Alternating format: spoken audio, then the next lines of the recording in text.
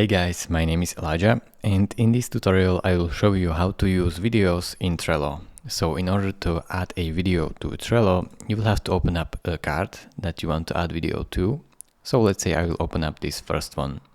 Now click on attachments right here. Then choose a file from your computer or paste a link to your video right here. So I will choose a file from my computer. So let's say this video. And this video will upload as an attachment right here to this card, as you can see. So now you can see that this card has one attachment, and when you open it up, you can see that it is actually this video. So this is how you add a video or use a video in Trello. It is really simple. Thank you for watching.